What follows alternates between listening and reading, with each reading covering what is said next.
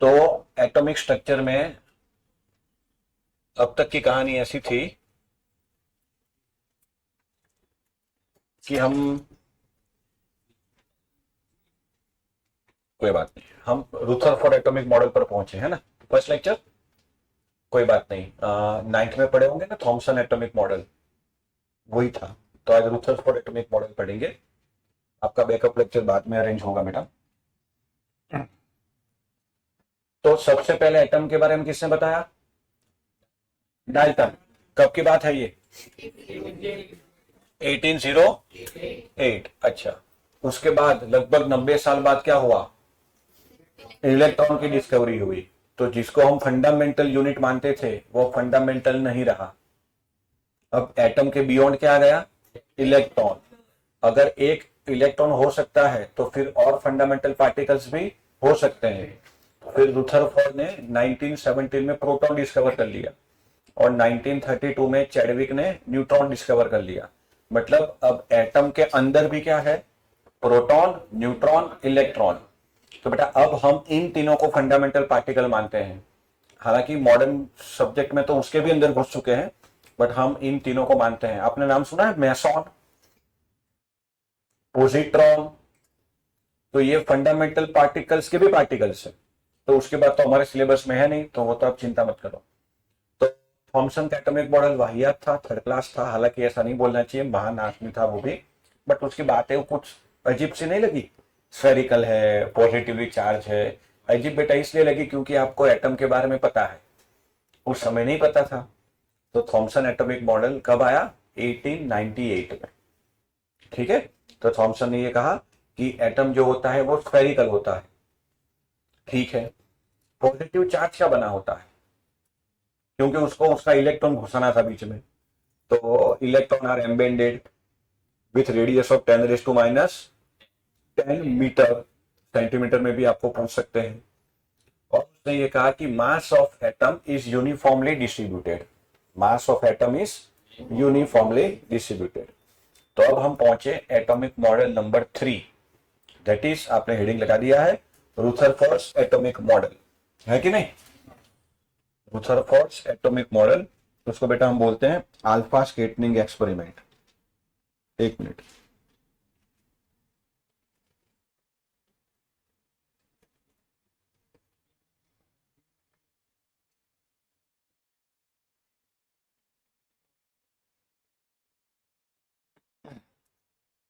तो बेटा आप लोग ये फिगर ड्रॉ करें मेरे साथ साथ।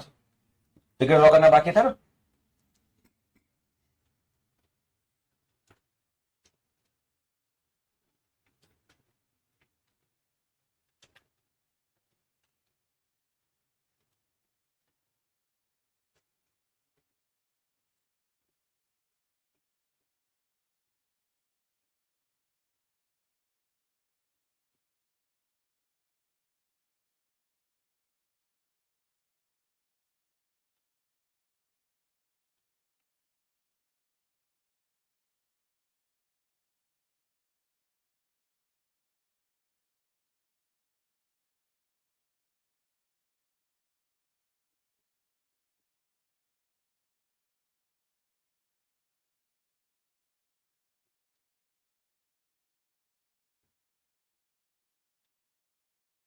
इसके रिजल्ट और वो सब आराम से लिख लेते हैं, बाद में मैं उसको डिटेल में एक्सप्लेन करूंगा, डोंट वरी।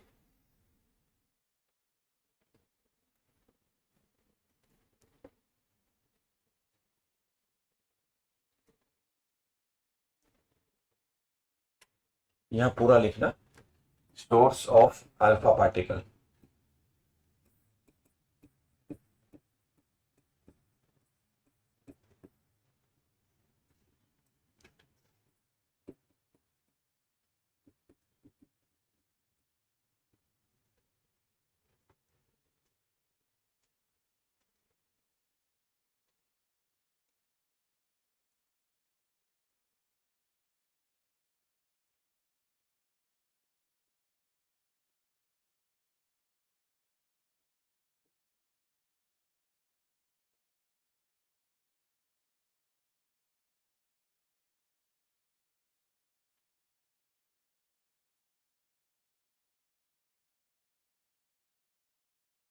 ये दो नाम लिखने हैं, अभी मैं बोलूं तब। फिगर ड्रॉ हो गई?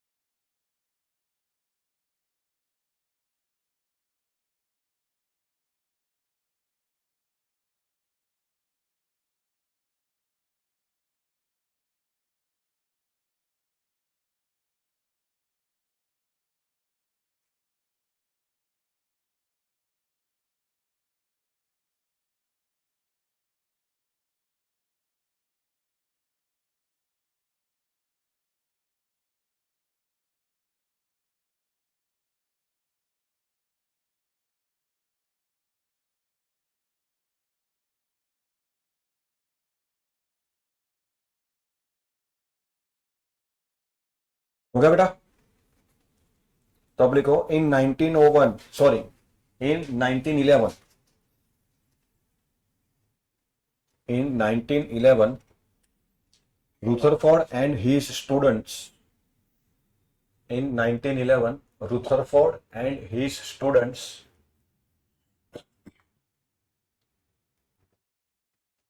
Hans Geiger and Ernest Mach, नाम लिखा है, Hans Geiger and Ernest Mach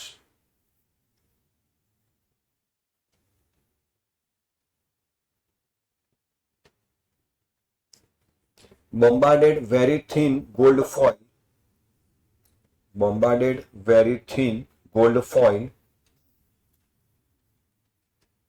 with alpha particles,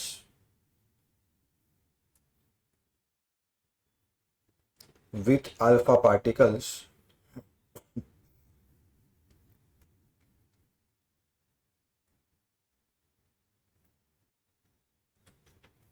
which is famously known as alpha scattering experiment, which is famously known as alpha scattering experiment.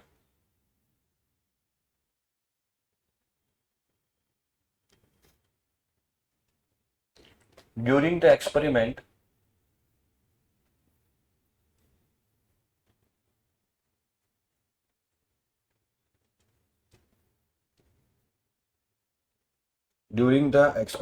it was observed that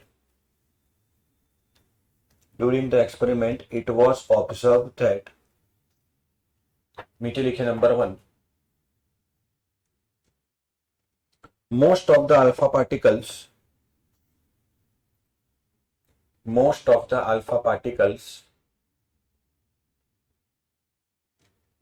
passed through the gold foil, most of the alpha particles passed through the gold foil undeflected, most of the alpha particle passed through the gold foil undeflected. Number 2, a small fraction of alpha particles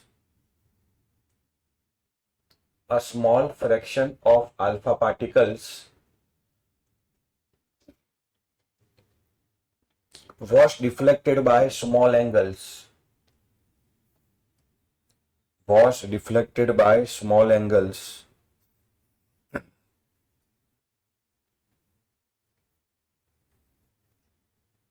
Third point, a very few alpha particles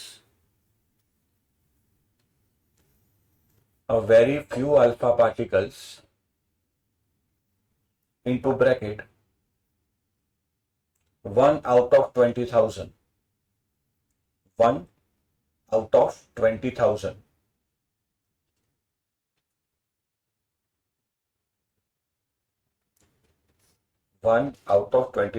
bracket over, bounced back,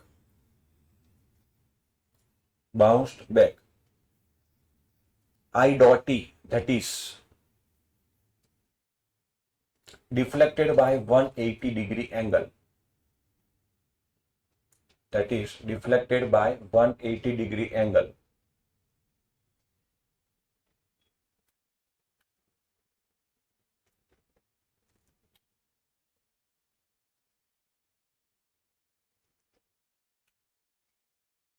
अब नीचे paragraph करके लिखना. On the basis of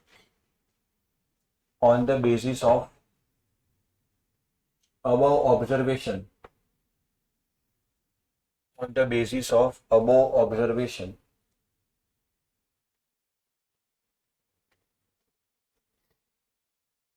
Rutherford concludes that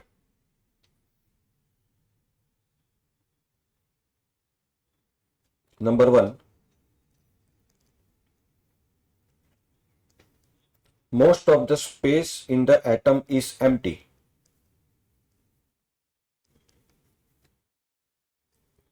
Most of the space in atom is empty,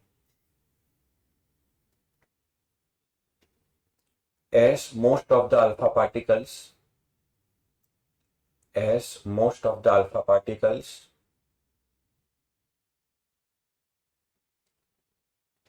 pass through the foil, as most of the alpha particles passed through the foil undeflected.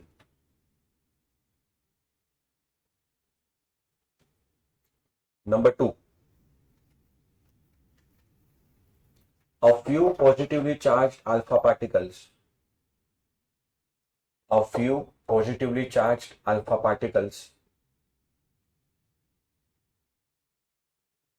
were deflected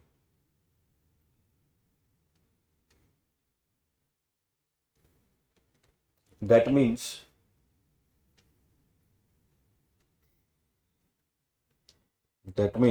the positive charge of the atom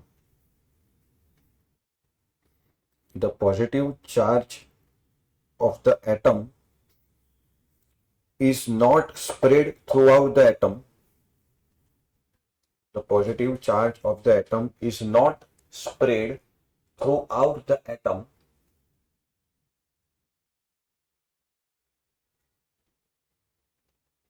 but it is concentrated in a very small volume.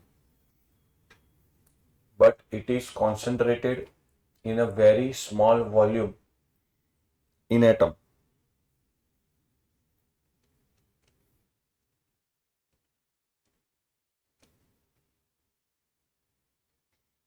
Number three, as very less alpha particle is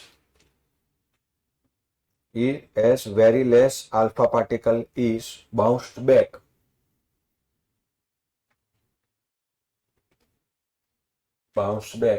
which conclude that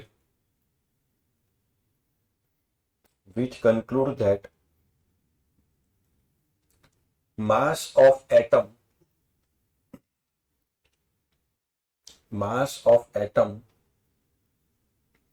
is centralized in a very small volume. Mass of atom is centralized in very small volume in atom.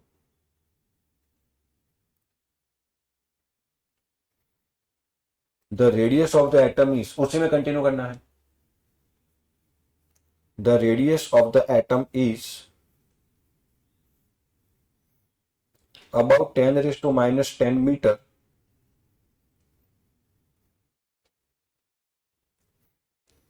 while that the center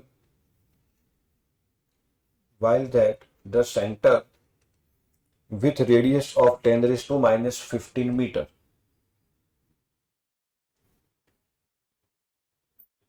With radius of 10 raised to minus 15 meter,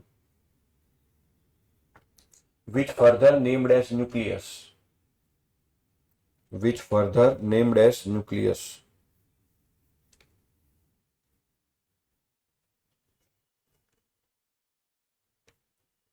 अब बेटा आपको ये figure draw करनी है।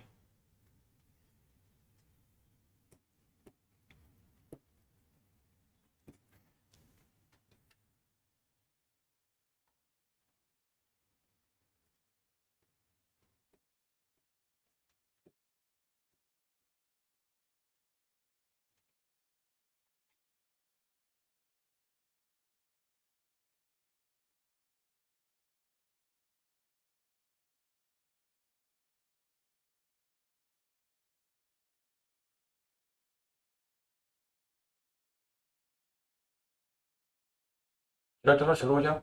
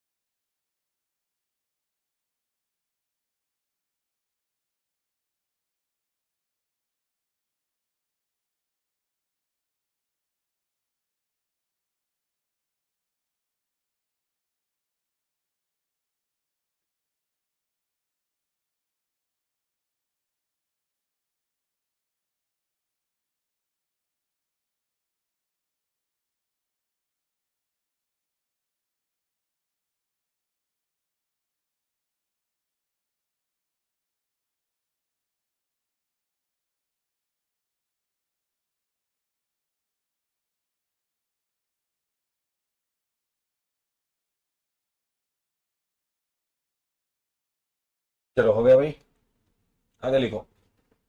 According to this model, according to this model, number one, the positive charge and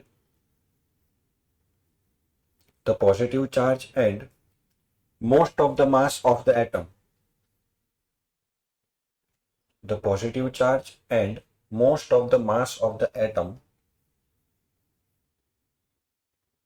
was densely concentrated in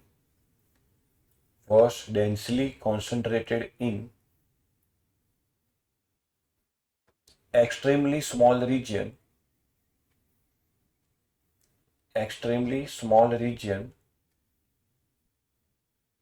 called nucleus.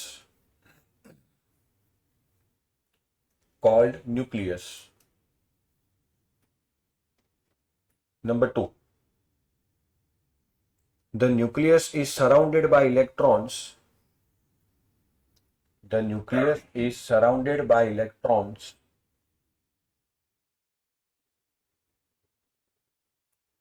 that move around the nucleus with very high speed.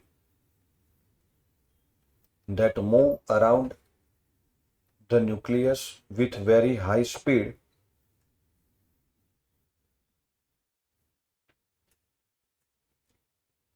in circular path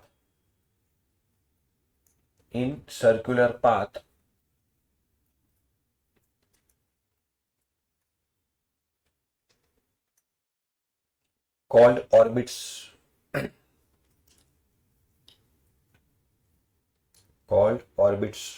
thus उसी point में continue करना है। thus Rutherford's model is resemble with thus Rutherford's model resembles with solar system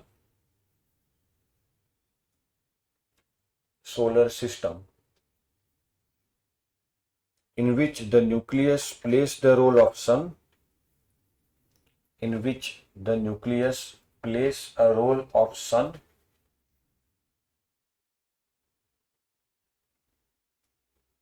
and electrons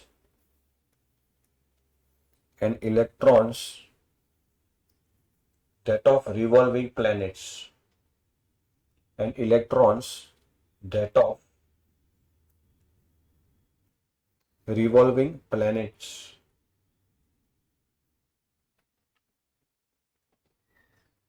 Number 3. Electrons and the nucleus are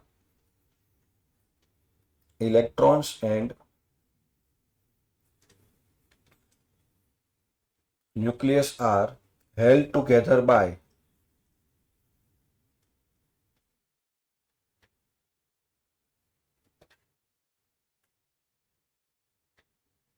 electrostatic force of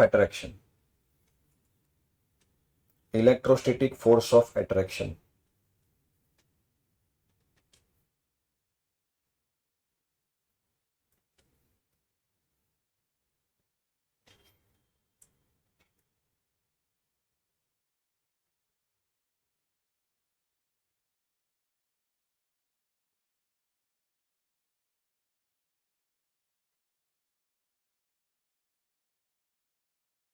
done बेटा?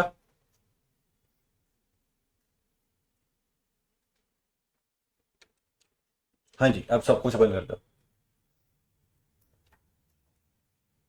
तो अगर हम पहले से शुरू करें, अब आपको कुछ नहीं लिखना है, बस यहां ध्यान दो।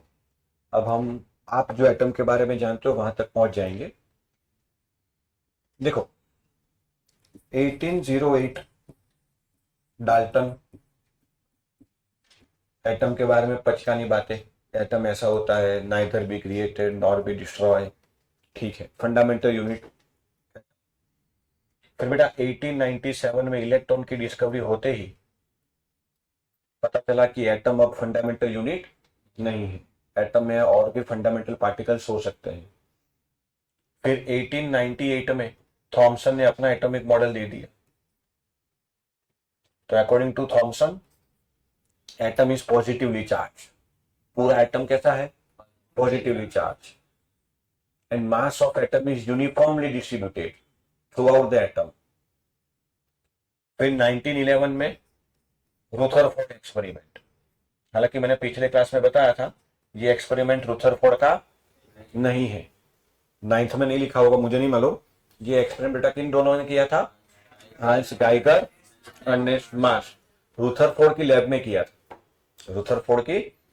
में किया था। और ये गोल्ड फॉइल पर नहीं, प्लेटिनम फॉइल पर भी हुआ था।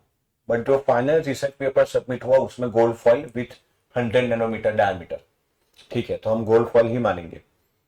अब ये एक्सपेरिमेंट बेटा जब एक बार हुआ, 2 बार हुआ, तो उसके रिजल्ट जो है वो थॉमसन एटॉमिक मॉडल को गलत प्रूव कर रहे थे।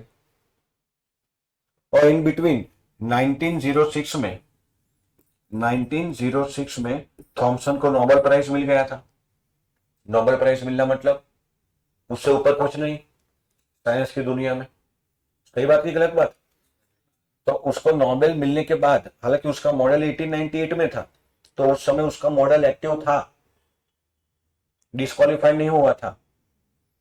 नोबेल उसी के बेस पे उसको मिला था। हालांकि नोबेल मॉडल के ऊपर नहीं मिला था, इलेक्ट्रॉन के जो मास टू चार्ज रेशियो उसके ऊपर था, जो भी है।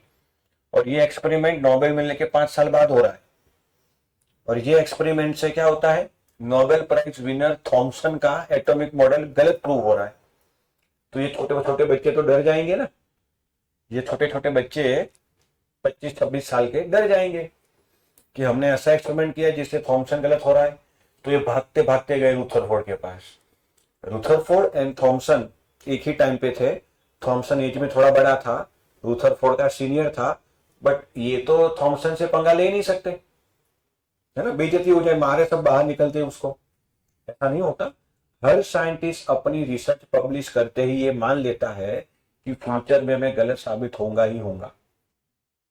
तो साइंटिस्ट लोगों को पता होता है कि अभी मुझे ये भी इतना पता है, आगे आप डिस्कवर करो, हो सकता है मैं गलत हो जाऊं। आइंस्टाइन भी कई थ्योरी में गलत साबित हुआ है। तो साइंस की एक खूबसूरती ये है कि जो लिखा है वो ऑलवेज ट्रू नहीं होता, वो टाइम के रिस्पेक्ट में चेंज होता रहेगा। डन। तो रुथरफोर्ड ने कहा एक्सपेरिमेंट फिर से करो। और रुथरफोर्ड उस समय एनॉल्ड रेस पर काम कर रहा था, एनॉल्ड रेस। आप रुथरफोर्ड का ये जो एक्सपेरिमेंट आपने लिखा, अगर आप ध्यान से देखो तो उसमें आपने कहीं भी प्रोटॉन वर्ड यूज नहीं किया। किया क्या? क्योंकि 1911 में प्रोटॉन था ही नहीं, प्रोटॉन तो है 1917 में।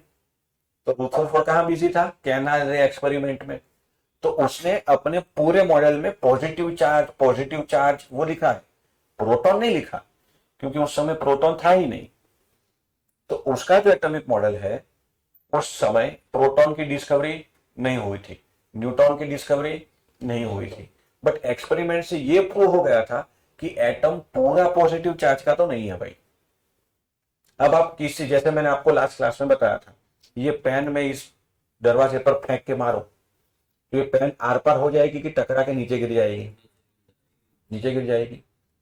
अब वो दरवाजे पर जो शीशा लगा है ना बेटा, ग्लास, अगर मैं वो ग्लास को हटा दूं और रैंडमली पेन फेंक के मारूं, तो अगर दरवाजे पे लगी तो गिर जाएगी, पर ग्लास के एरिया से बियॉन्ड भी तो जा सकती है। तो मैंने बहुत सारे अल्फा पार्टिकल मारे इस दरवाजे के ऊपर, बहुत सारे, सबके सब आप देखो तो आर पार हो गए। सर आपको कैसे पता आर पार हो गए? बेटा वही बात है, बार बार वो ड्रॉ नहीं करना। क्या? Sparking, fluorescent material. तो बहुत सारे स्पार्क हुए इधर, एक स्पार्क हुआ इधर बहुत नीचे, एक स्पार्क हुआ इधर। अब बेटा ये जो सोर्स है ना, सोर्स जिससे अल्फा पार्टिकल निकलेंगे, वहां से आपको पता चलता है कि कितने अल्फा पार्टिकल रिलीज हुए काउंटिंग के साथ। और ध्यान रखना, अल्फा पार्टिकल क्या होता है भाई? अगर आपको एक लाइन में कोई पूछे व्हाट इज अल्फा पार्टिकल, तो बोलना है डबल आयोनाइज हीलियम एटम। क्या बोलना है? Double ionise helium atom, He+2, यहीं से बनता है। मैं जो कहा समझ में आया? What is alpha particle? Double ionise helium atom. अच्छा, तो बेटा वो अल्फा पार्टिकल यहां से रिलीज होंगे। कितने रिलीज होंगे? वो काउंटिंग के साथ होंगे, 5000, 10,000, 15,000, 20,000 सब। अब जो लेड होता है ना बेटा, लेड की खूबसूरती ये होती है कि वो रेडिएशन को एब्जॉर्ब कर लेता है। लेड की एक बहुत बढ़िया प्रॉपर्टी है, आपने नाम सुना है न्यूक्लियर रिएक्टर? क्या होता है न्यूक्लियर रिएक्टर? जिससे इलेक्ट्रिसिटी बनती है। अरे यार, मैंने आपको एक बार नहीं बताया था क्लास में, अहमदाबाद को ये जो बिजली मिल रही है वो कहां से आ रही है? टॉरेंट से। टॉरेंट अहमदाबाद में है, साबरमती नदी के किनारे। वो टॉरेंट बिजली कैसे बनाता है? तो बेटा वो हाइड्रो इलेक्ट्रिक पावर प्लांट है। क्या है? Hydro electric power plant. पानी से बिजली बनती है। कैसे? तो भी वो पानी को गर्म करेंगे, उससे वेपर बनेगी, वेपर से टरबाइन घूमेगा। भाई वेपर से ट्रेन चल सकती है तो टरबाइन भी घूम सकता है।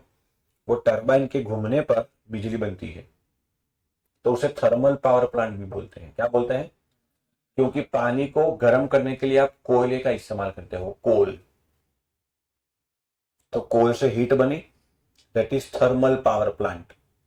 और वो हीट से पानी गर्म हुआ, पानी गर्म होने पर वेपर बनी, टरबाइन घुमा, बिजली बनी। तो अहमदाबाद को एक दिन की बिजली की जो रिक्वायरमेंट है, उसके लिए आपको लगभग 10 लाख टन कोयला जलाना पड़ेगा। 10 से ज्यादा ही होता है, 12 लाख से लेकर 14 lakh ton coal per day एक दिन में अगर आप जलाओगे, उससे जितना पानी गर्म होगा, उससे जो वेपर बनेगी, उससे जो टरबाइन घूमेगा, उससे जो इलेक्ट्रिसिटी प्रोड्यूस होगी, वो अहमदाबाद को एक दिन चलेगी। 10 लाख टन पर डे। तो अगर आपने पावर प्लांट में देखा ना, तो एक बड़ी सी चिमनी लगी होती है, ऊपर से धुआं निकलता है, तो पॉल्यूशन करता है। तो इतनी ही बिजली बनाने के लिए बेटा यूरेनियम चाहिए 1 माइक्रोग्राम। 1 माइक्रोग्राम, 1 ग्राम भी नहीं।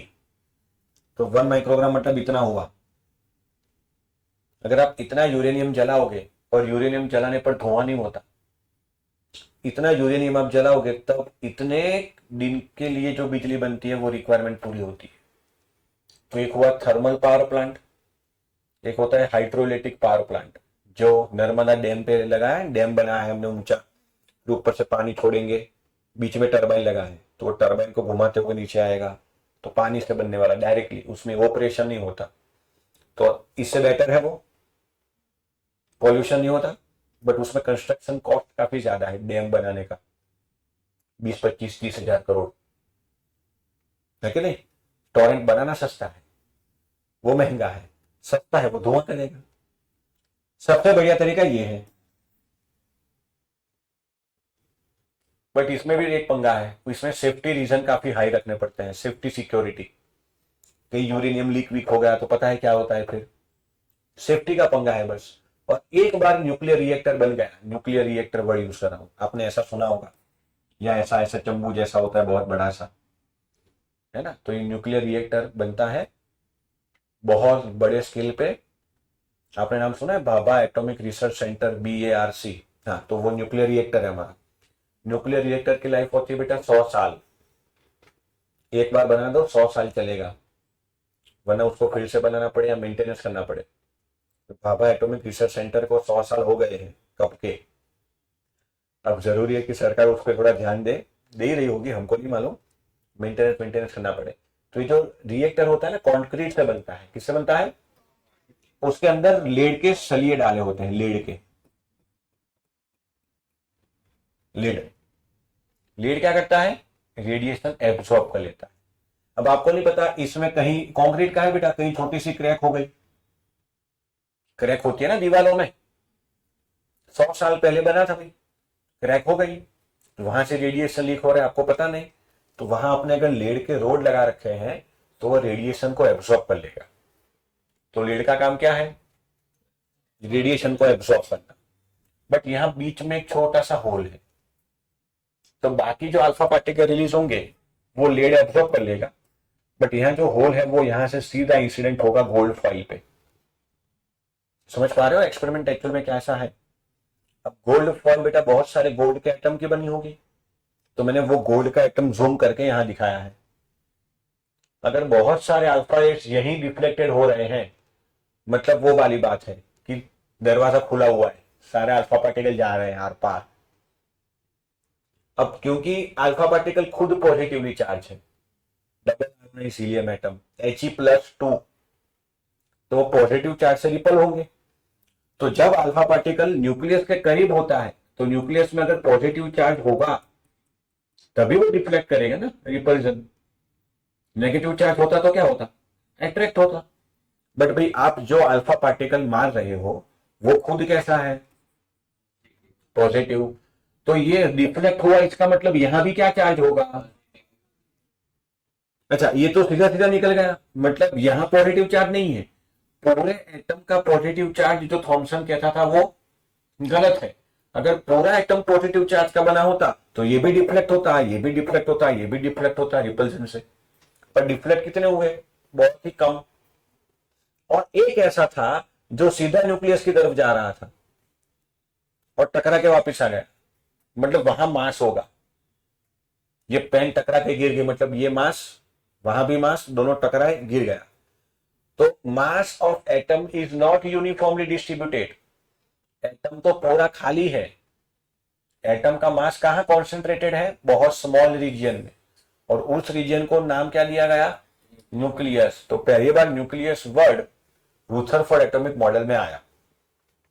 ठीक, न्यूक्लियस में दो चीजें होती है, पूरे एटम का मास और पॉजिटिव चार्ज, प्रोटॉन नहीं पॉजिटिव चार्ज। तो ये एक्सपेरिमेंट करते ही रुथरफोर्ड ने थॉमसन को बुला लिया कि आओ चाय पानी करते हैं। दोनों बैठे। तो जब किसी को हलाल करना हो तो पहले उसकी बड़ी बड़ी बातें भी करनी पड़ती है। तो उसको थोड़ा हवा भरी, थॉमसन यार आप तो महान हो, आपको तो नोबेल प्राइज मिल गया, क्या बात है, पार्टी तो दो यार, है सेव उसने खिलाओ, चलो आज नाश्ता वास्ता करते हैं। बोले ठीक है करेंगे। थॉमसन भी थोड़ा ऐसे अकड़ के बैठ गया। फिर बोला है मैंने एक एक्सपेरिमेंट किया, उसको देखो तो जरा। ठीक है क्या है बताओ। बोले ऐसा है, गलत पढ़ाते हो बच्चों को, मास इज यूनिफॉर्मली डिस्ट्रीब्यूटेड, क्या बकवास बात है ये, देख सारे के सारे आर पार हो गए। और क्या बोलता था, पॉजिटिव चार्ज क्या था, क्या कौन सा पॉजिटिव चार्ज, सेंटर में है सिर्फ पॉजिटिव चार्ज। तो पहली बार जो एक्सपेरिमेंट हुआ ना बेटा, उसमें इलेक्ट्रॉन नहीं था। ये जो लास्ट में 3 लाइन लिखी ना आपने, अकॉर्डिंग टू रुथरफोर्ड मॉडल, वो भाई साहब ने बाद में ऐड की। थॉमसन भी सामने बेइज्जती करके गया, क्या कि भाई तेरा एटम सही है, चल ठीक है। मुझे नोबेल किस प्राइस पे मिला है, बोले इलेक्ट्रॉन का charge to mass ratio. Electron किधर है, किधर है इलेक्ट्रॉन तेरे मॉडल में, मतलब इलेक्ट्रॉन है ही नहीं, नोबेल वालों को बता दो। तो उसे सोचा यार ये तो बेइज्जती हो गई। फिर उसने वो पॉइंट ऐड किया कि electron revolves around the nucleus to to electrostatic force. उसके दिमाग में ये आइडिया आया कि जैसे सन होता है, हालांकि वो भी गलत आइडिया है, रुथरफोर्ड भी सक्सेस नहीं मिला उसको भी, क्योंकि आप दूसरों की बेइज्जती करोगे आपकी भी होगी, शायद कोई ना कोई आपकी भी बेइज्जती करेगा। हालांकि ये तो मजाक मजाक में कह रहा हूँ, ऐसे मारा मारी झपाझपी नहीं हुई। कहने का मतलब कि उसको ख्याल आया कि जैसे सन के अराउंड अर्थ रिवॉल्व करता है फिक्स ऑर्बिट में, है ना, मास रिवॉल्व करता है फिक्स ऑर्बिट में, मास अपनी ऑर्बिट चेंज करके अर्थ की ऑर्बिट में घुस गया, ऐसा हुआ कभी, अर्थ ने अपनी ऑर्बिट चेंज कर ली और जुपिटर में घुस गया, ऐसा हुआ कभी, सभी की ऑर्बिट फिक्स है। तो बोले इलेक्ट्रॉन भी ऐसे रिवॉल्व करता होगा। पूछा किसी ने क्यों, बोले इलेक्ट्रॉन पॉजिटिव चार्ज है और सेंटर में न्यूक्लियस है, अट्रैक्शन की वजह से घूमता है। तो आप में से जैसे कोई बच्चा पूछ ले, मेरे जैसा तो पूछ ही ले कि भाई अट्रैक्शन है तो चिपक क्यों नहीं गया। मैंने इसका पता है स्टार्टिंग में पूछा था आपसे, बोले नहीं नहीं, जैसे अर्थ और सन में ग्रेविटेशनल फोर्स है, अर्थ कहाँ चिपक गई। अच्छा हाँ ठीक है। बट एक मेन पॉइंट छूट गया बेटा, आपने नाम सुना है मैक्सवेल, क्रिकेटर नहीं बे, साइंटिस्ट है ये, है ना, जेम्स क्लर्क मैक्सवेल, वो भी अलग खोपड़ी था। उसने बेटा 1868 में इलेक्ट्रोमैग्नेटिक रेडिएशन का थियरी दे दिया था, इलेक्ट्रोमैग्नेटिक रेडिएशन। अब ये थियरी ये कहती है कि कोई भी चार्ज कंटेनिंग कंपाउंड या पार्टिकल, कोई भी चार्ज कंटेनिंग पार्टिकल जब हाई स्पीड पे रिवॉल्व करता है तो विथ रिस्पेक्ट टू टाइम उसकी स्पीड बढ़ जाती है और फिर वो न्यूक्लियस में आके खत्म हो जाएगा। क्या क्या क्या, फिर से एक बार, फिर से। मान लो अकॉर्डिंग टू थॉमसन इलेक्ट्रॉन ऐसे रिवॉल्व करता है ना, क्या इलेक्ट्रॉन के ऊपर चार्ज है, यहां देखते रहना। तो इलेक्ट्रोमैग्नेटिक रेडिएशन के अकॉर्डिंग इसकी स्पीड धीरे धीरे धीरे धीरे बढ़ती जाएगी और फिर इसमें खत्म हो जाएगा,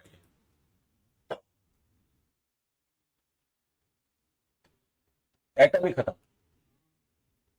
पर ऐसा तो नहीं होता,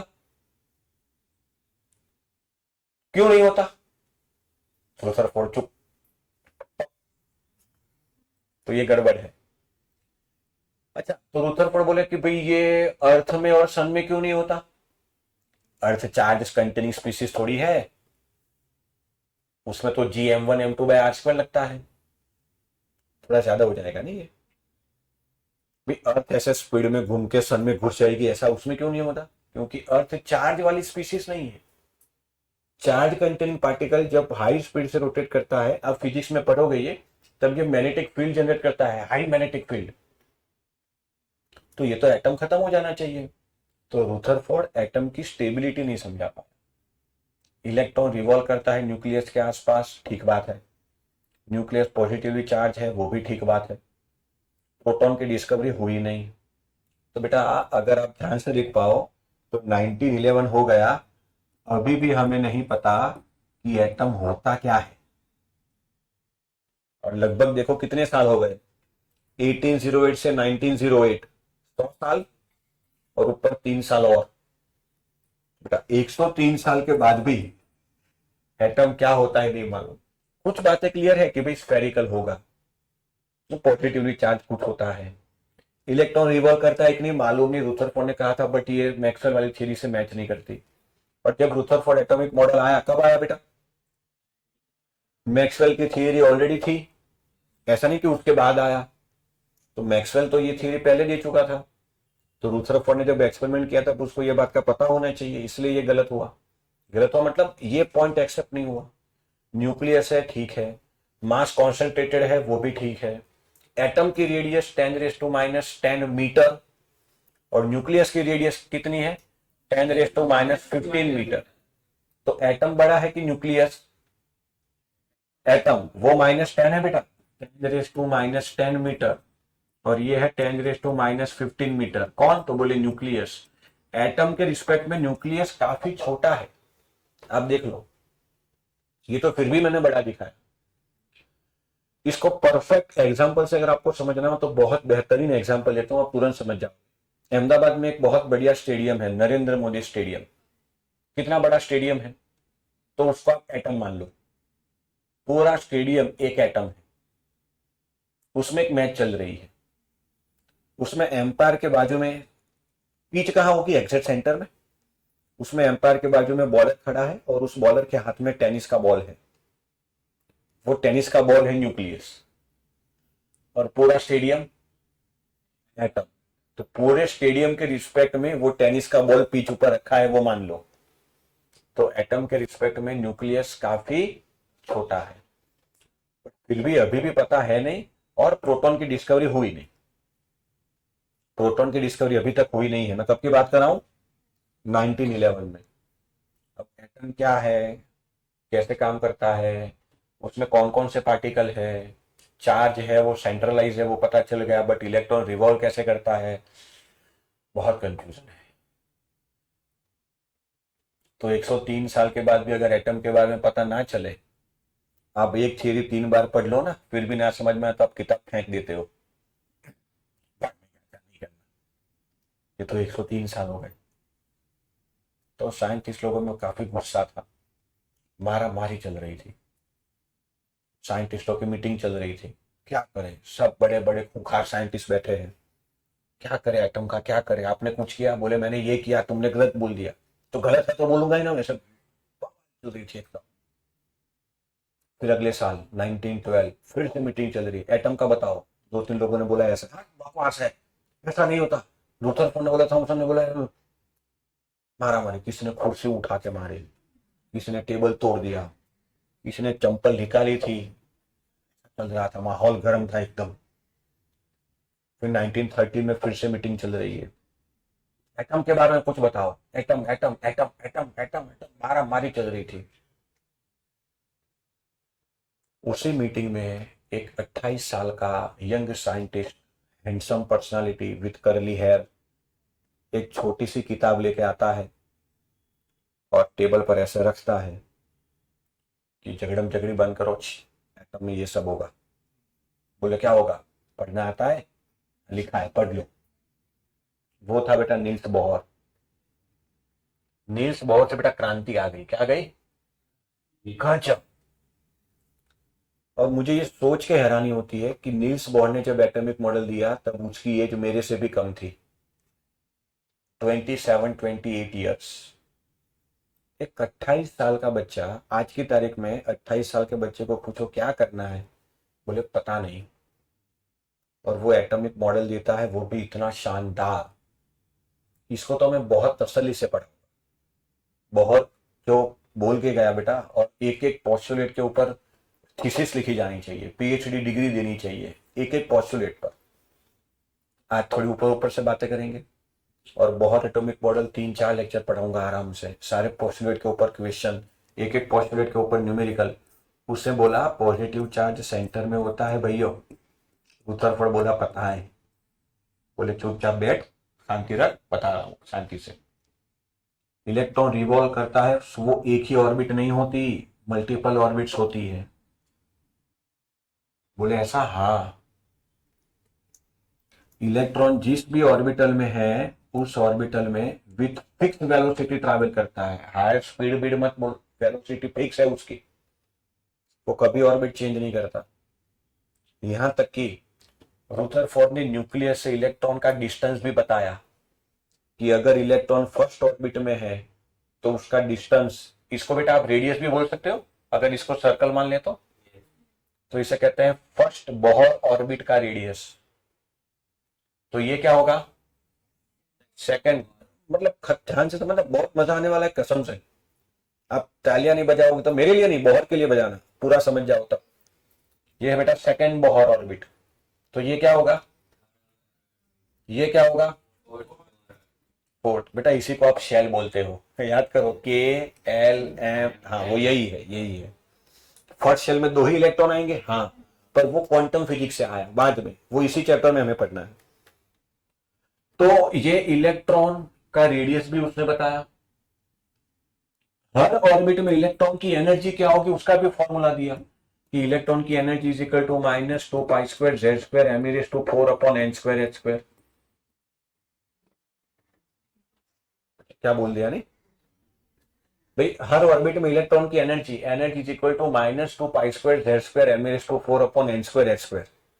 इसको छोटा करके बताऊंगा, चिंता मत करो, बट ओरिजिनल फॉर्मूला जो उसने लिखा था वो ये था। तो इस इलेक्ट्रॉन की एनर्जी, इस इलेक्ट्रॉन की एनर्जी, इसकी एनर्जी, इसकी, जितने इलेक्ट्रॉन की आप एनर्जी चाहो निकाल सकते हो। हर एक ऑर्बिट के लिए इलेक्ट्रॉन की एनर्जी अलग अलग होगी। दूसरी बात, आप इलेक्ट्रॉन का एनर्जी चेंज करके ट्रांजिशन भी करवा सकते हो। क्या बात करते हो? हाँ, मतलब मान लो मैंने इसको एनर्जी दी तो आप इसको थर्ड बोहर ऑर्बिट से सेकंड बोहर ऑर्बिट में भी जा सकते हो, और यही इलेक्ट्रॉन एनर्जी लॉस करके वापस भी आ सकता है। तो ये जो एनर्जी चेंज हुआ वो भी आप काउंट कर सकते हो। Delta is equal to NH by c lambda, वो फॉर्मूला बाद में देखेंगे, फिलहाल एनर्जी की बात है। Change in energy. अरे यार, आप घर से खाना खा के आए हो तो आप पे कोई ना कोई एनर्जी होगी। मान लो 100, कितनी? तो घर वापस जाओगे तो कितनी होगी पता नहीं, पर 100 तो नहीं होगी, वो तो पता है ना, 100 से कम होगी। तो ये डेल्टा ही आया बेटा आप लोगों का। मान लो आप घर गए, आपकी एनर्जी हो गई 60, क्या हो गई? थी कितनी? हुई कितनी? तो चेंज डेल्टा कितना आया? 40। हाँ, तो वो डेल्टा ही भी निकाल सकते हो आप इलेक्ट्रॉन का। अच्छा, वो फर्स्ट से सेकंड गया, फर्स्ट से थर्ड गया, फर्स्ट से फोर गया, फोर से थर्ड आया, फोर से सेकंड आया, फोर से वन आया, उन सबके लिए डेल्टा ई की वैल्यू आएगी। तो इतना विस्तार में इसने एटॉमिक मॉडल 4-5 घंटे सब साइंटिस्टों को समझाया, एक 28 साल के लड़के ने। और सच में ऐसा लिखा हुआ है कि सबने स्टैंडिंग ओवेशन दिया है, सबने खड़े होकर तालियां पीटी है। और मजेदार बात सुनो, उस मीटिंग में आइंस्टाइन भी था। आइंस्टाइन तो अलग खोपड़ी था, कहते कि साइंटिस्ट में सबसे ज्यादा आईक्यू उसका था, होगा, क्योंकि उस समय न्यूटन नहीं था और खूंखार साइंटिस्ट नहीं थे। ठीक है, उसकी रिस्पेक्ट करता हूं मैं, ऐसी बात नहीं है, बट आईक्यू वो जो सोच सकता था ना, जो नॉर्मल साइंटिस्ट जहां सोचना बंद कर दे वहां से वो शुरू करता था, अलग खोपड़ी का था वो। तो उसने ये सब कुछ अच्छे से समझा और उसको पता लगा कि अभी इधर कुछ ज्यादा बोलने की जरूरत नहीं है। फिर मीटिंग खत्म होने के बाद वो नील्स बोर से मिला, ऐसे कंधे पे हाथ रखते हुए, बहुत बढ़िया बेटा, शाबाश। आइंस्टाइन उस समय होगा 40 प्लस, 40-50 के आसपास। उसने बोला कल मिलते हैं, चाय पे चर्चा। तो बताते हैं कि आइंस्टाइन और नील्स बोर की थोड़े दिन बाद फिर से मुलाकात हुई और आइंस्टाइन का फोकस इस पे था, एनर्जी चेंज पे। और यही माना जाता है कि एटम बॉम्ब का बेस है। एटम बॉम्ब 1913 में तो था नहीं, पहला कब बना, मतलब पहले कब देखा दुनिया ने? 6 अगस्त 1945। कहा? हिरोशिमा। 9 अगस्त 1945 नागासाकी। ये जो एटम बॉम्ब था बेटा, ये पहला जो फूटा, उसका नाम था लिटिल बॉय, छोटा बच्चा। और 3 दिन बाद जो फिर से फूटा, उसका नाम था फैट मैन। तो कहते हैं कि उसका बेस यहां से बना। हालांकि आइंस्टाइन डायरेक्टली एटम बॉम्ब में इन्वॉल्व नहीं था, वो मैनहट्टन प्रोजेक्ट कहते हैं, आपने सुना होगा। उस समय की आप सिचुएशन समझोगे ना, तो साइंटिस्ट ने ऐसा क्यों किया, किस वजह से किया, इतने सारे लोग क्यों मरे, तो आपको अंदाजा आ गया होगा। मैं थोड़ा बता दूं, वर्ल्ड वॉर 1 में हारा कौन? जर्मनी, हंगरी, ऑस्ट्रिया, ये कंट्री हारे। जीता कौन? ब्रिटेन, फ्रांस, चाइना तो था ही नहीं। ब्रिटेन, फ्रांस, इटली, स्पेन, और इसके साथ जो अलाइज पार्टनर कहते हैं वो यूएस था। अलाइज पार्टनर, वो डायरेक्टली इन्वॉल्व नहीं था, वर्ल्ड वॉर 1 यूरोप में ही हुआ था। तो जो हारा उसके ऊपर पूरे युद्ध का खर्चा डाल दिया, दैट इज जर्मनी। बोले युद्ध में जो खर्चा हुआ हम तुझसे वसूलेंगे। जर्मनी में एक आदमी था, एडोल्फ हिटलर। तो वर्ल्ड वॉर 1 में वो जर्मनी के आर्मी में था। सुनना, यहां लिंक करूंगा, मैं हिस्ट्री नहीं पढ़ा। वर्ल्ड वॉर 1 में वो जर्मनी की आर्मी में था, नॉर्मल सिपाही लेवल पे, बहुत ज्यादा भी नहीं। तो ब्रिटेन की आर्मी जर्मनी में घुस गई, तो जर्मन आर्मी को भागना पड़ा अंदर। ब्रिटेन आर्मी अंदर आते जा रही है, जर्मन आर्मी अंदर भागती जा रही है। उसमें हिटलर किसी के घर में छुप गए और ब्रिटेन आर्मी खोज रही थी। तो वो जिस घर में छुपा हुआ था, उस मकान मालिक ने ब्रिटेन आर्मी को बता दिया कि वो यहां है। तो ब्रिटेन आर्मी ने उसको पकड़ लिया। हिटलर को उस समय बहुत दुख हुआ कि मेरे ही कंट्री का लोग, जैसे मान लो आप कहीं कहाँ छुपे हो और आपका पड़ोसी ही बता दे दुश्मन आर्मी को कि भाई ये यहाँ, तो कितना, मतलब क्या है ये, कि मेरे ही सिटीजन दूसरे देशों की आर्मी की मदद कर रहे हैं। बोले ऐसा कैसे हो सकता है? फिर पता चला कि वो जर्मनी के सिटीजन नहीं है, वो जूइस है। जूइस समझते हो, इसराइल में जो लोग हैं ना, जूइस। उसने प्रार्थना की कि भगवान मुझे उठा ले, क्योंकि अगर मैं बच गया तो जूइस लोगों को पकड़ पकड़ के धोऊंगा, मारूंगा, खत्म कर दूंगा, जूइस कौम खत्म कर दूंगा। इतनी नफरत हो गई उसको, पर बच गया। और जर्मनी की फाइनेंशियल कंडीशन बहुत खराब, खाने पीने के वांदे, क्योंकि जो कमाएंगे सारा कोयला वोयला सब यूएस ब्रिटेन सब चला जाए। पब्लिक भी परेशान थी। तो भाई साहब जेल में बैठे बैठे उसने बहुत सारा लिटरेचर पढ़ा, जवानी का जोश तो था ही। कहते हैं कि हिटलर जब भाषण देता था ना, तो पढ़े से पढ़ा लिखा भी उसकी फेवर में हो जाता था, गन उठा ले। अभी भी कुछ क्लिप है यूट्यूब पर, समझ में नहीं आएगा बट देखना वो क्या स्पीच देता था, मतलब अफलातून। पब्लिक भरी पड़ी है, 10,000 सैनिक है, और वो माइक पे बोल रहा है ऐसे ऐसे करके, वो 10,000 सोल्डर उसके लिए जान देते। और कहते हैं, एग्जैक्टली पता नहीं, कि उसने 6 से 7 लाख जूस को तो पकड़ पकड़ के मारा। एक उसमें एक सबसे बहुत फेमस है, आप ये सब गूगल करोगे तो भी मिल जाएगा, कुछ चीजें किताबों से पढ़नी पड़ती है। उसने गैस चेम्बर बनाया था, मतलब ऐसा एक रूम हो और बाहर छोटा सा शीशा, इतने रूम में वो 15,000 10,000 जूस को ठोस ठोस के भरे, एक के ऊपर एक। इतने रूम में आप सोच के देखो, 50 बच्चे बैठ सकते हैं, इतने रूम में वो 5,000 को ठोस ठोस के भर दे और फिर रूम में आग लगा दे और बाहर कांच से देखे सबको जलता हुआ। ऐसा ऐसा कहते हैं कि उसने उन लोगों को मार मार के एक दीवार बनाई थी। कहते हैं कि वो 5 किलोमीटर लंबी और 15 मीटर ऊंची थी, 5 किलोमीटर लंबी। और रोज सुबह वो वॉक करने निकलता था, उनको देखता था ऐसे। और अगर उसमें कोई लाश चढ़ी हुई है तो उसको निकाल के फ्रेश लाश लगाओ।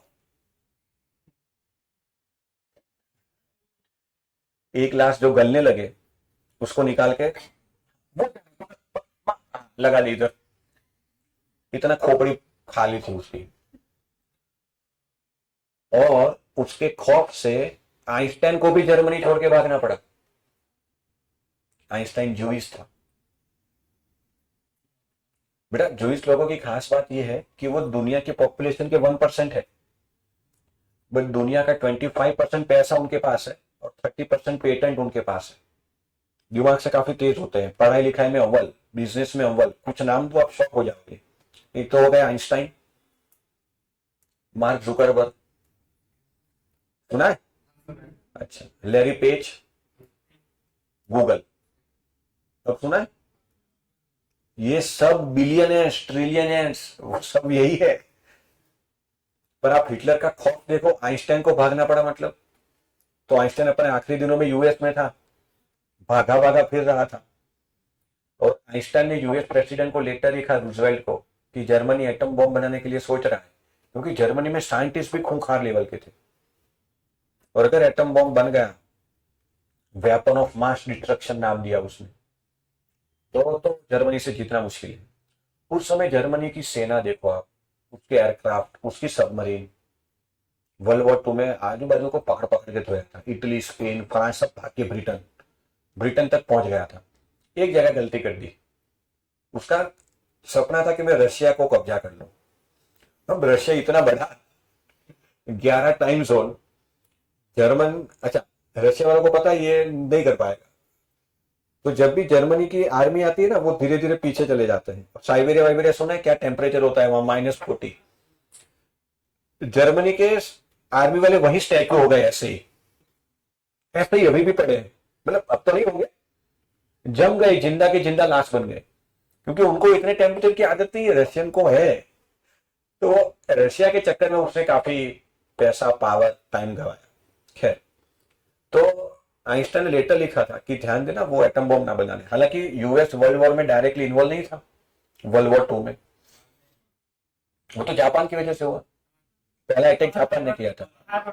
हाँ पहले, हाँ जापान ने अटैक किया था। पर्ल हार्बर करके एक नेवल बेस है यूएस का, और इतना भयंकर अटैक था कि उस समय 1945 की बात है, उस समय अमेरिका के आई थिंक 8 से 9 एयरक्राफ्ट कैरियर तबाह हो गए। इंडिया के पास आज की तारीख में 3 है,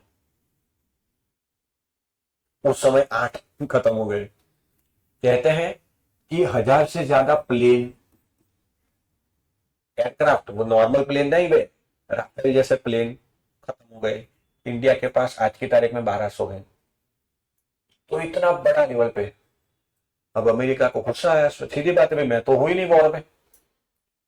तो उसने जापान को कॉल किया कि भाई तूने अटैक क्यों किया? बोले आपकी नेवी आगे आ रही है, हमें खतरा था, तो हमें सेफ्टी रीजन से ये स्टेप लेना पड़े। अरे यार व्हाट्सएप कर देता ना ऐसा कि मत आओ, आगे नहीं आते, फोन घुमा देते। बोले नहीं नहीं, ऐसा ही होगा, जो उखाड़ना है उखाड़ लो। अच्छा, तो उसे मैनहट्टन प्रोजेक्ट में फोन किया। डायरेक्टर कौन था उसका? ओपनहाइमर। मूवी देखी है? ओपनहाइमर मूवी नहीं देखी? क्रिस्टोफर नोलन को नहीं जानते क्या? हाँ, उसकी हर पिक्चर देखने की भाई। क्रिस्टोफर नोलन की भी खास बात बताओ, वो BA honours with English subject है। और उसकी फिल्मोग्राफी देखो, इंसेप्शन, ड्रीम के अंदर ड्रीम, मैंने 3 बार देखी, तीसरी बार एंड में समझ आई। ग्रेविटी, इंटरस्टेलर, नहीं सुना? क्या करते हो यार साइंस के स्टूडेंट।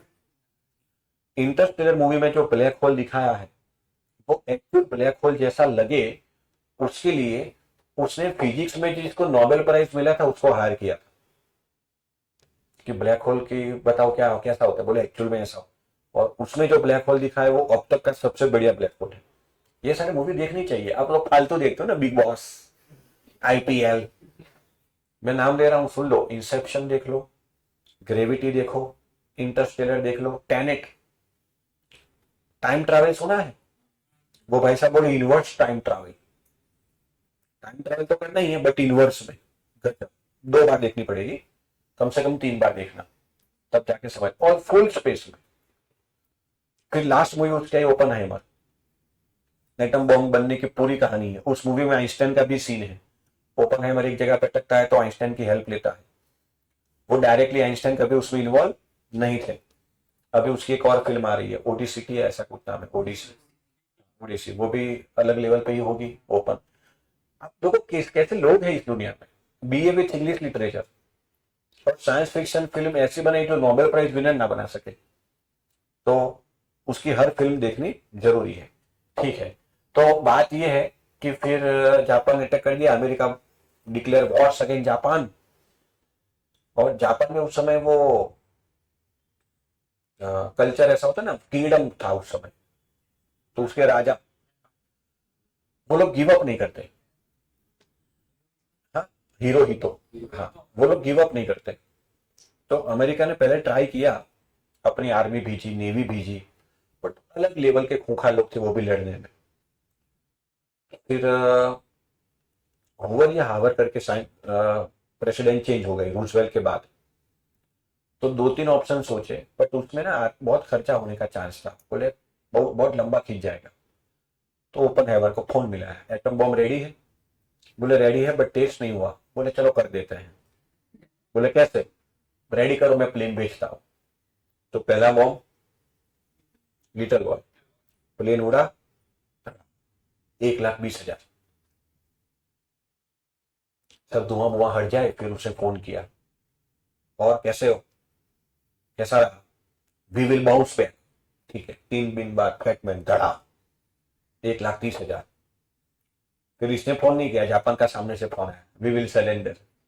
नहीं नहीं, सलेंडर नहीं, जैसे मैं बोलूं वैसे सलेंडर। जी बोलो क्या करना है? साला तू जिंदगी भर आर्मी मत रखना। जापान की आज भी आर्मी नहीं है। हाँ, जापान एक ऐसी कंट्री है जिसकी खुद की आर्मी है ही नहीं। तो वो तब की कंडीशन है। अमेरिका ने बोला तो तू सलेंडर करेगा, ऐसा नहीं, तो कभी आर्मी ही नहीं रखेगा। बोले तो हमारी सिक्योरिटी का कहा, तेरी सिक्योरिटी की जिम्मेदारी हमारी। तो जिसने जापान को तबाह किया उसकी सिक्योरिटी अमेरिका की रिस्पॉन्सिबिलिटी है। जापान पर कुछ भी हो, दैट इज अमेरिका पर हमला, ऐसा वो मानते हैं, अटैक ऑन अमेरिका। इसलिए वो नॉर्थ कोरिया नहीं है, अलग लेवल है वो भी।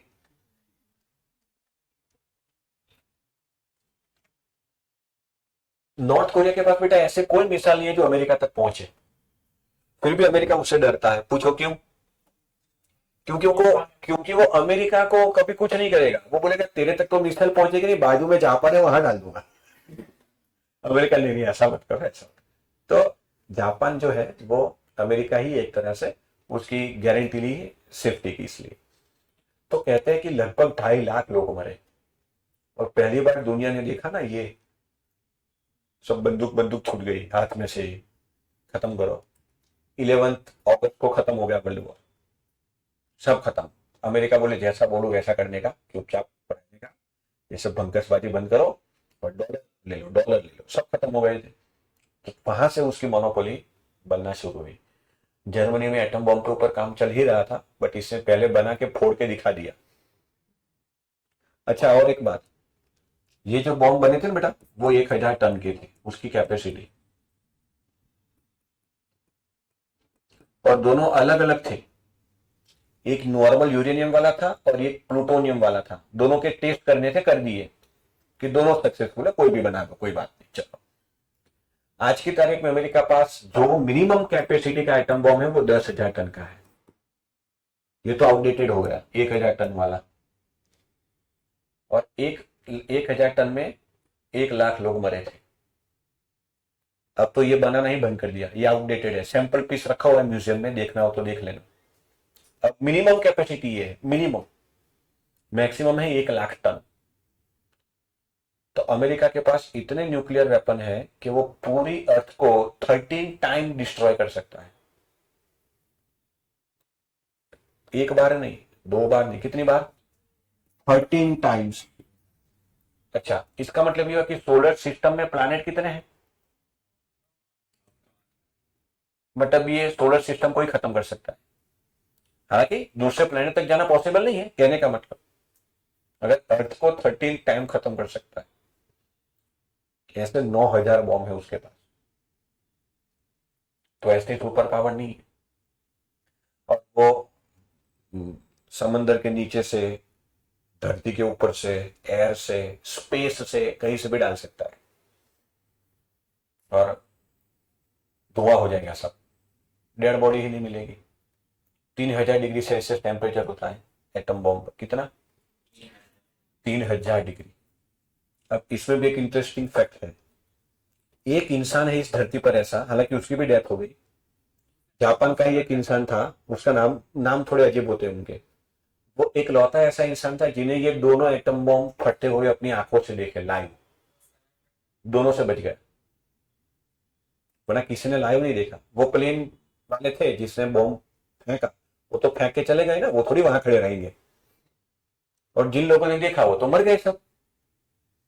एक इंसान ऐसा था जो रहता था हिरोशिमा में, जॉब करता था, और उसका गांव था नागासाकी। तो वैकेशन के लिए वो 6 अगस्त को यहां से निकला नागासाकी जाने के लिए। जैसे निकला पीछे बम फटा, अरे बाप रे, बच गया। ऐसा करके यहां पहुंचने वाला था, वहां भी बम फटा, यहां से निकला बम फटा, वहां पहुंचे। ये फैक्ट है। दोनों एटम बॉम्ब का सर्वाइवल एक लौता इंसान था जो नेचुरल डेथ से मला अभी 2016 या 15 में। यंग था उस समय वो, 100 या 110 साल जिया। जापान में तो होता है ना ये सब, इकिगाई फॉलो करते हैं वो लोग। यहां से निकला, यहां बम फटा, यहां पहुंचा, यहां बम फटा, मतलब इसे कहते हैं लक। आपसे कोई पूछे कि लक होता है तो ये एग्जांपल दे देना कि होता क्या है, गजब होता है, क्या बात करते हो। तो कहने का मतलब है, अगर हिटलर ऐसा नहीं होता तो आइंस्टाइन जर्मनी में ही होता। आइंस्टाइन अगर जर्मनी में होता तो हो सकता है जर्मनी के पास एटम बॉम्ब होता। अगर जर्मनी के पास एटम बॉम्ब होता तो हो सकता है अमेरिका ही ना होता। अमेरिका ना होता तो फिलहाल ईरान के ऊपर युद्ध ना चल रहा होता। ईरान के ऊपर युद्ध ना चल रहा होता तो पेट्रोल डीजल हमें सस्ते में मिलता, लाइन नहीं लगानी पड़ती। तो सब इंटरकनेक्टेड है। कब से हुआ ये बवाल सुनो। तो बोहर ने जो एटॉमिक मॉडल दिया, माशाल्लाह गजब। एक एक पोस्टुलेट के ऊपर एक एक लेक्चर बातें की जा सकती है, एक एक पोस्टुलेट के ऊपर। तो पहले तो हम इसकी पोस्टुलेट लिखेंगे, एक एक पोस्टुलेट को समझेंगे, उसके ऊपर सवाल करेंगे। तो ऑब्वियसली एटॉमिक स्ट्रक्चर के टॉपिक में बोहर एटॉमिक मॉडल, इसको हम प्यार से बोलेंगे बाम। क्या बोलेंगे? इसके ऊपर सवाल आना लगभग फिक्स होता है। 2 टॉपिक से सवाल आते हैं इस चैप्टर से। मैं कंपटीशन की बात कर रहा हूँ, Bohr atomic model and quantum numbers. तो इसको तो एकदम तसल्ली से पढ़ेंगे, एकदम सिलेबस भले देरी से खत्म हो, पढ़ाऊंगा गजब। ठीक है, चलिए बेटा आज यहां तक रखते हैं फिर।